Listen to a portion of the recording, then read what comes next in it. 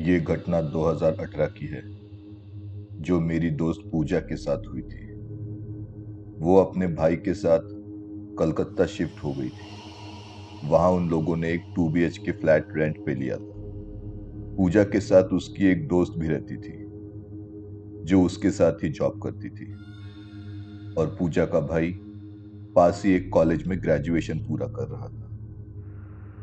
2 BHK flat होने के कारण पूजा और उसकी दोस्त एक रूम में सोते थे और पूजा का भाई दूसरे रूम में सोता था। सब कुछ ठीक से चल रहा था। फिर कुछ दिनों बाद पूजा की दोस्त को नाइट शिफ्ट मिल गई। पूजा जॉब में से घर पे आने के बाद खाना बनाने का काम करती थी और फिर वो और उसका भाई खाना खाकर सो जाते थे। उस दिन भी वो घर पे शाम को आ गई। उसने घर को साफ सुथरा किया, फिर खाना बनाया और फिर वो दोनों खाना खाकर अपने अपने रूम में जाकर सो गए।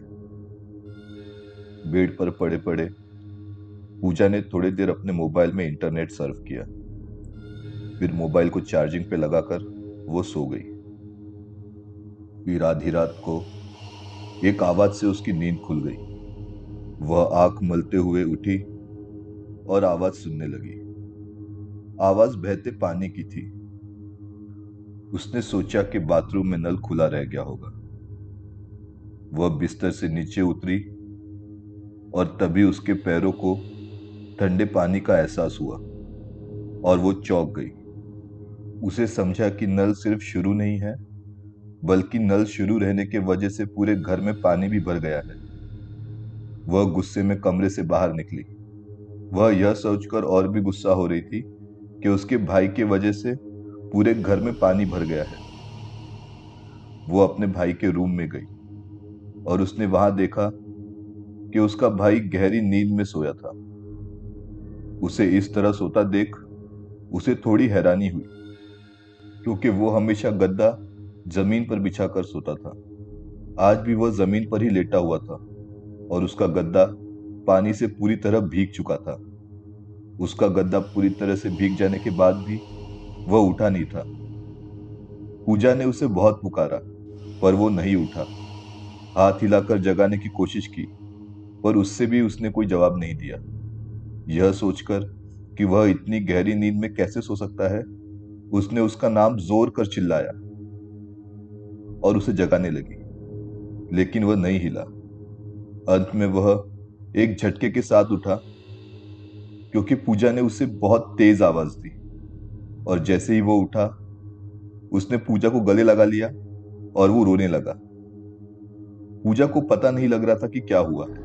पूजा ने उसे जैसे तैसे शांत किया, लेकिन उसने जो कहा उसे सुनने के बाद पूजा के पैरों तले की जमीन खिसक गई। उसने कहा, दीदी, अच्छा हुआ तुमने मुझे उठा दिया, वरना वो तो मुझे मार ही देता। वह मुझ पर बैठा था और मुझे हिलने तक नहीं दे रहा था। अगर तुम आज सही समय पर नहीं आती और मेरा नाम नहीं पुकारती, तो शायद मुझे होश भी नहीं आता।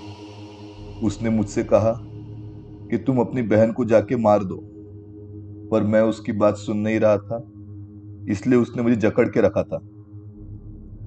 इतना बोल वो जोर जोर से रोने लगा। प्रिया के लिए ये सब कुछ बहुत अजीब था और भयानक था। उसने उसे जैसे तैसे शांत किया और उसने अपने दोस्त को भी बुला लिया और उस रात के लिए उसने अपने भाई को अपने ही रूम में सुलाया।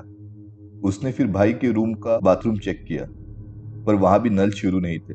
तो वो सोच में पड़ गई कि ये पानी घर में घुसा कैसे, क्योंकि किसी भी बाथरूम या बेसिन का नल शुरू नहीं था। उसने जैसे तैसे पूरे घर से पानी साफ किया, घर को साफ किया और सो गई।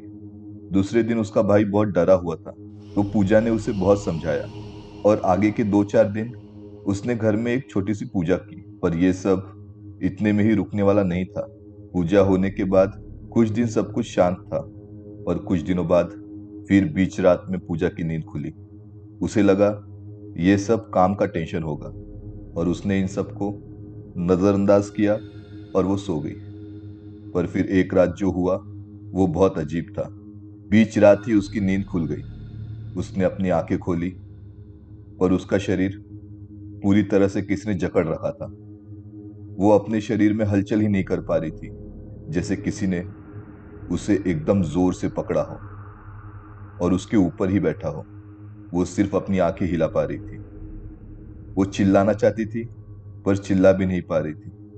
वो चिल्ला के अपने भाई और दोस्त को बुलाना चाहती थी, पर उसके मुंह से एक शब्द तक बाहर नहीं निकल रहा था। ये सब कुछ 15 मिनट तक चला। फिर उसने पूरी ताकत से अपने शरीर को हिलाना चाहा और फिर वो झट से अपने बेड पर बैठ गई। वो पूरी तरह पसीने से लथपथ हो चुकी थी। उसकी सांसें फूल रही थी। उसे समझ नहीं आ रहा था कि उसके साथ क्या हो रहा है। क्या यही स्लीप पैरालिसिस का अनुभव है या कुछ और? वो ये सब सोचने लगी। पर यही सब कुछ दिनों पहले उसके भाई के साथ हुआ था। उसे कुछ समझ में नहीं आ रहा था। फिर उसने अपने दोस्त की तरफ देखा।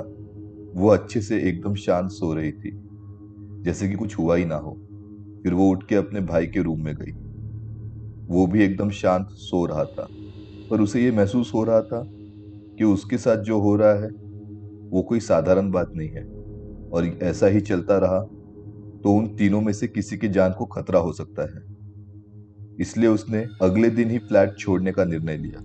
और उनका नसीब अच्छा था, वरना पता नहीं क्या होता।